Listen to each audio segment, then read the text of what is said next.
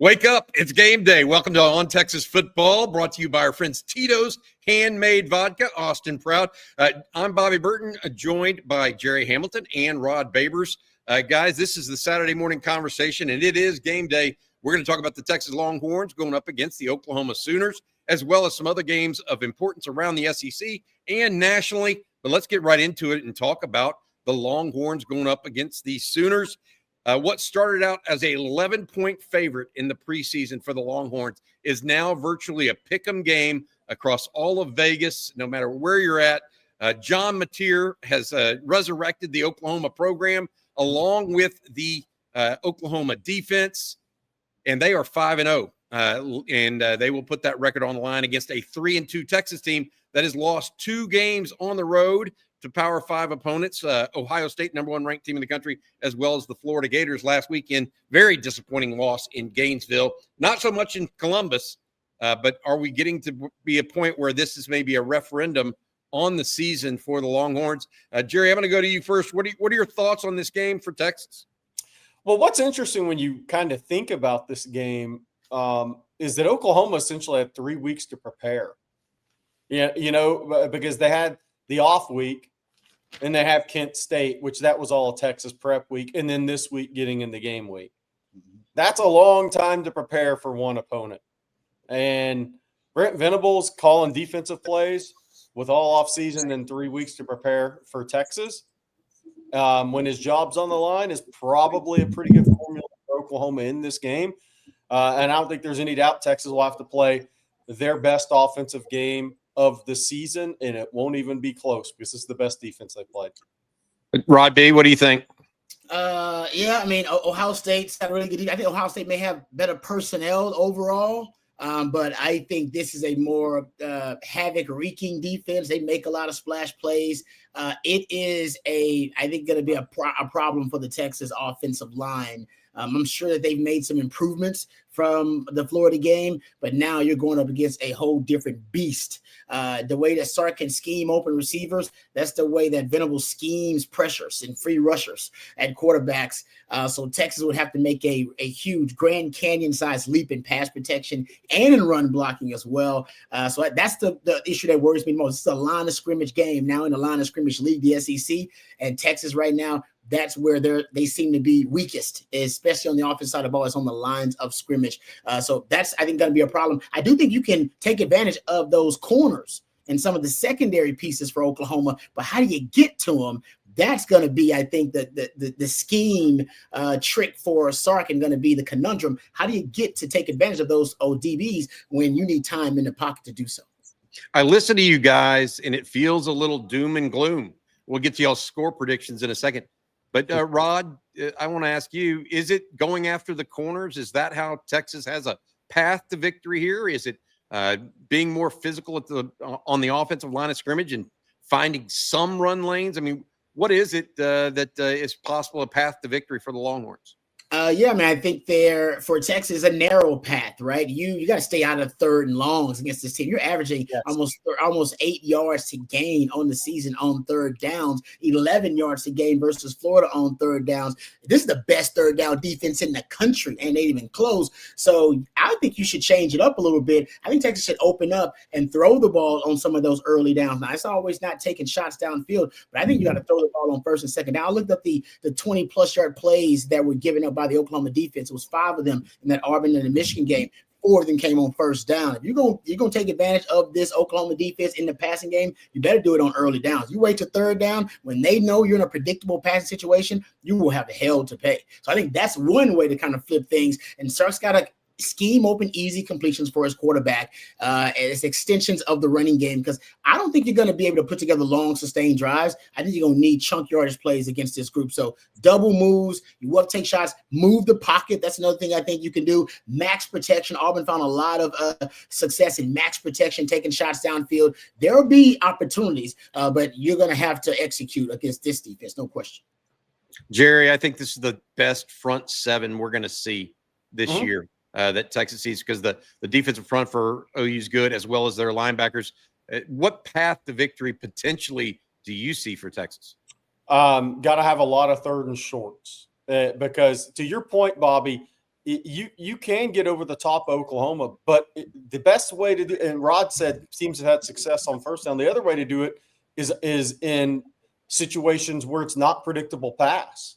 I mean, that's the big thing. Like the 3rd and 1, 3rd and 2, you can't have the pre-snap penalties because when you get in those positions, you have to be able to put the Oklahoma defense and Venables in conflict, saying, "Oh man, if I bring the house here and they beat my corner over the top, it could be 7." I mean, that if it's 3rd and 7, 3rd and 8, they're not going to be as worried about it. So I think that's the other path to victory for me is it's got to come through turnovers. This is a game. It's a momentum game. Brian Irwin said it Friday morning. I totally agree with him. This is a big momentum game because just with the 50-50 crowd, Rod's played in the game. The things does swing on turnovers. It's the closest thing like an NCAA tournament basketball game you get in college football. Those things swing on runs and turnovers, man, like especially big times in the game. So I really think Texas does have to win the turnover battle. And I'm just going to throw a stat out there for this game. And Oklahoma's the best 3rd down defense in the country. Texas is one of the worst. Texas needs to be 50% on 3rd downs in this game to have a shot. No chance. If they're not, I find it very difficult because that means you haven't sustained any drives.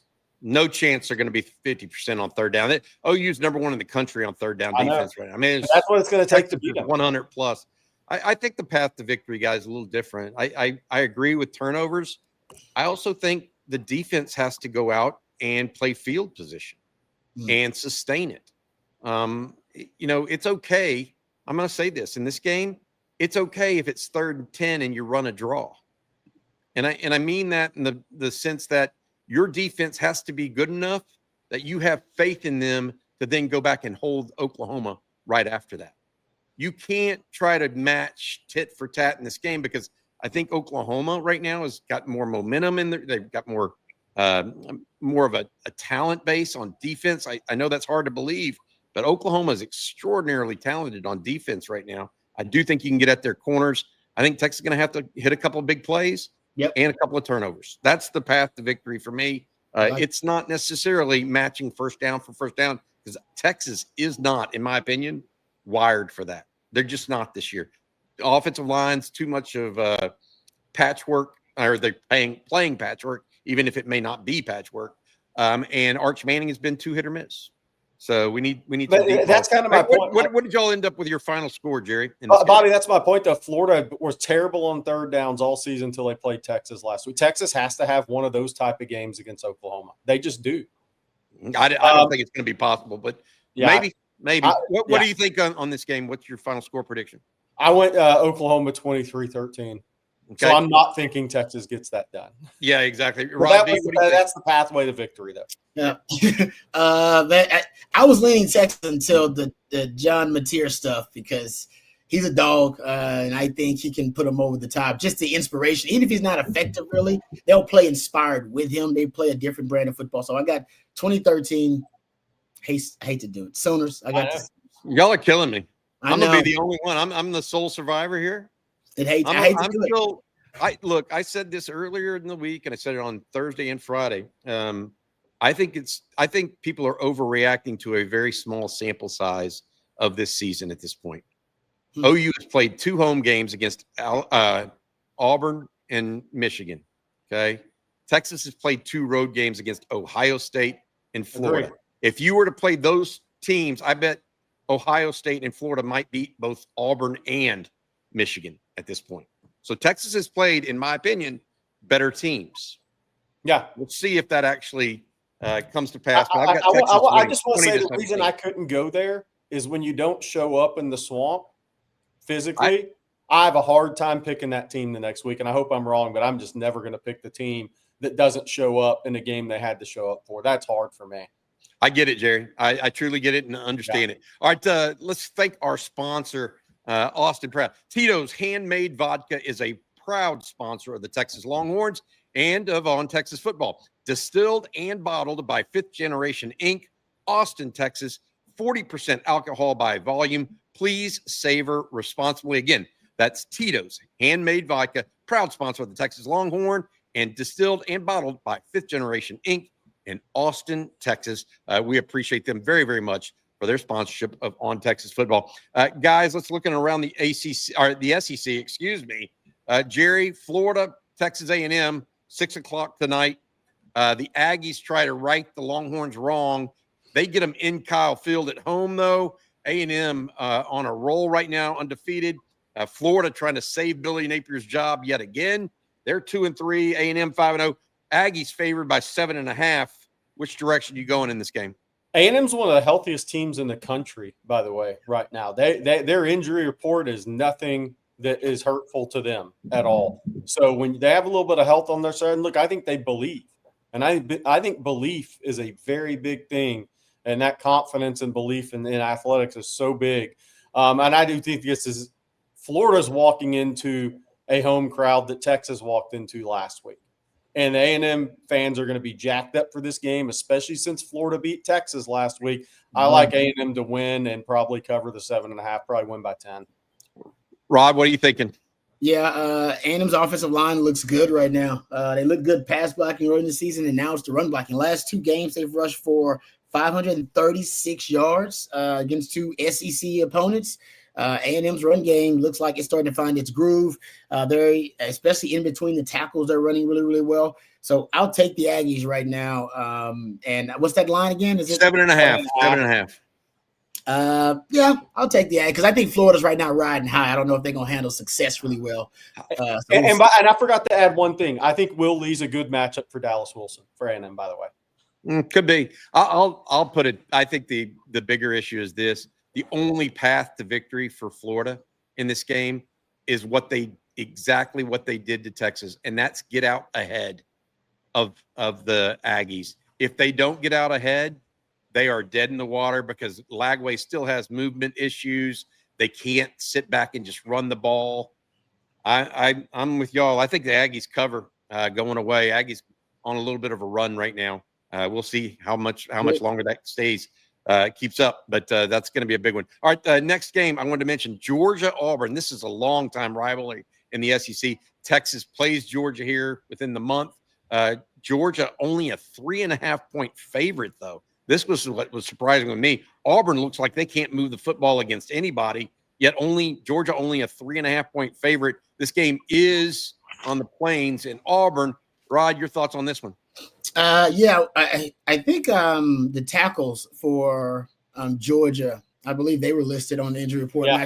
So if that could be something of note looking at this matchup. But I'll take Georgia because I think that that secondary for Auburn is going to be an issue. Their secondary, guys, is problematic. They give up plays. Yeah. Gunnar Stockton has looked better. Now, if he can't protect Gunnar Stockton, that's a question. But I'll take Georgia. I'll take Kirby Smart. I'll take the dependable thing. What do you think, Jerry? You know, it's crazy. I don't think Kirby Smart's lost 2 games in a row at Georgia. If he has it since early on in his tenure. Yeah. This is crazy sound, but if I was Kirby, I'd kind of say, y'all look at Texas last week. Florida is very similar to Auburn. They went on the road against 2 good teams, LSU and Miami, and they were in both games. And yes, they lost. They got L's by their name, but they were in both those games. Then they came home and beat Texas. If I'm Georgia, I'm saying Auburn lost at Oklahoma and A&M in 1-score games.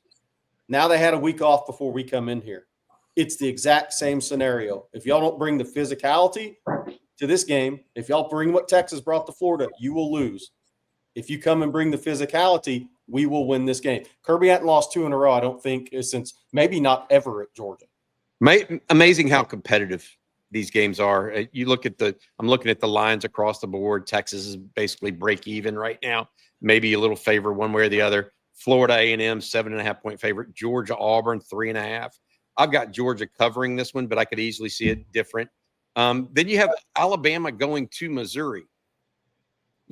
Alabama is only a 2.5-point favorite over Missouri in this game. Alabama's been playing pretty good football of late, but Missouri's undefeated.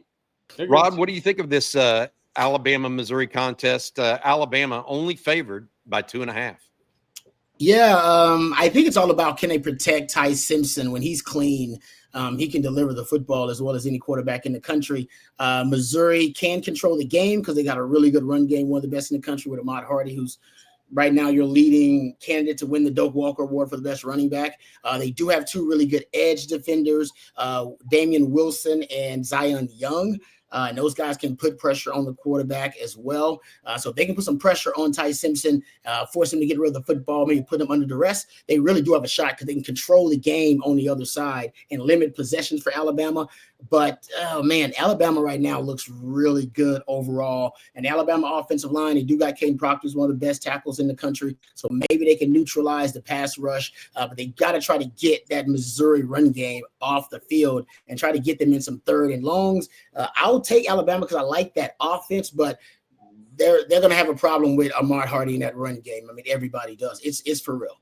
Yeah, Bo Prabula, the quarterback at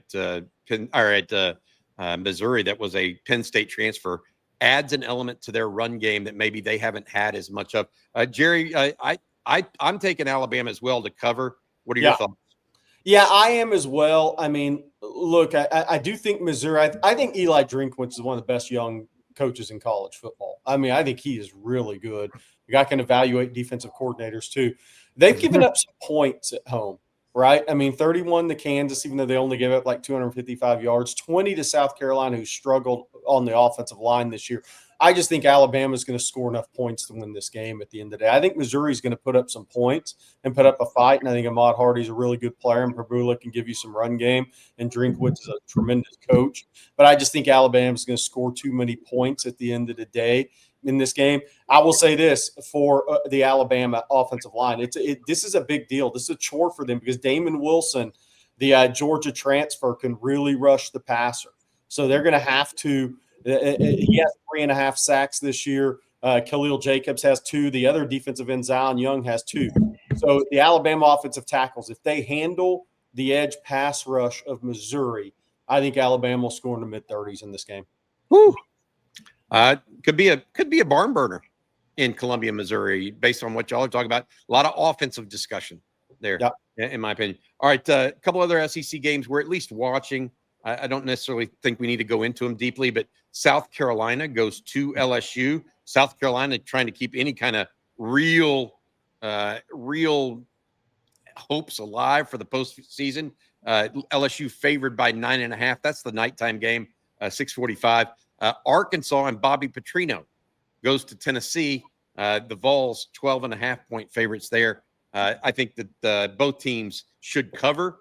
But we'll see. South Carolina, LSU could be interesting if we get going. All right, I want to say thank you to our sponsor one last time. Then we're going to talk about some national games of importance. Again, thank you very much to our sponsor. That is Tito's Handmade Vodka. They're a proud sponsor of the Texas Longhorns and On Texas Football. Distilled and bottled by Fifth Generation Inc., Austin, Texas. 40% alcohol by volume. Savor responsibly. Again, that's Tito's Handmade Vodka, a proud sponsor of your Texas Longhorns. All right, guys, in Oregon, Eugene, Oregon, the game that goes opposite Texas today on the network television set is Indiana versus Oregon. Oregon is a 7.5-point favorite. Indiana put it on Illinois a couple of weeks ago when it was a alleged top 20 matchup. Are they going to be able to do anything like that nearly to Oregon, or is Oregon going to be too much for the Hoosiers? What do you think, Gerry? Yeah, last year when Indiana got in this position, they were at Ohio State and they lost 38-15 and had 150 yards.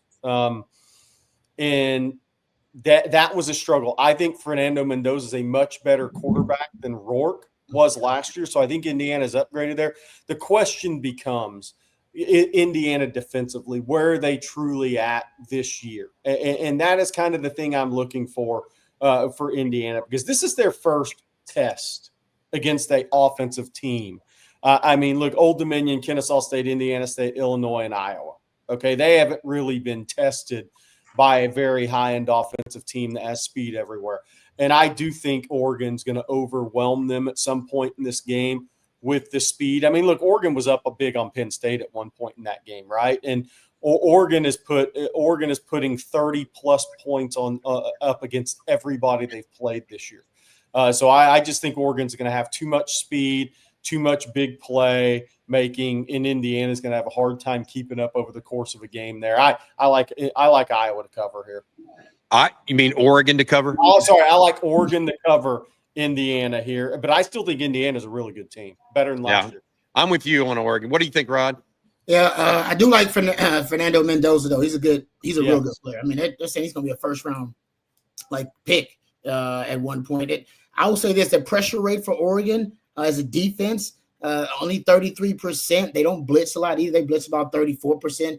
So if they don't get after Mendoza, maybe break tendency there, he may get hot, or he could get hot. He could put on a show because he's really, really accurate with the football. That's something to watch. But I agree with Gerry. Overall, there's too many athletes for Oregon on both sides of the ball. Really like Dante Moore. He's really good versus zone coverage, and Indiana runs a ton of zone coverage, probably as much as anybody in the country. So I'll take Oregon to cover whatever that number is, but I think it'd be a good game, actually. I think it may end up being relatively high scoring, too. Interesting. This is one that, I think a lot of people have circled, too, is Michigan going to USC. Now a Big Ten matchup. USC is favored by 2.5. That surprised me. What are y'all's thoughts on Michigan versus USC? It's another nighttime game tonight. I must win for Lincoln Riley. I'll just start there before anything within the game, because their last time out, they lost at Illinois, 34-32. If they lose at home to Michigan, they go to Notre Dame the week after that, and then they go to Nebraska after that. So this is a must-win game for Lincoln Riley. I'm not saying he's going to get fired, but I am saying this: if he loses to Michigan at home, they will lose at Notre Dame in 2 weeks, in my opinion. So you're looking at a 3-game losing streak when you go to Nebraska. That's if I'm Lincoln Riley, that's not where I want to be. Oh, and by the way, they still have to go to Oregon later in the year, and who knows? UCLA may never lose a game again with Neuheisel calling plays. I don't know. I think they will, but this is a huge game for Lincoln Riley, because I'm not saying they fire him. They owe him a lot of money, Bobby, but if he loses 3 games in a row this year and heads into Nebraska with a 3-game losing streak, the wheels could come off for them, and then it gets interesting for USC. It's a must-win game, and for that reason, I'll take Michigan.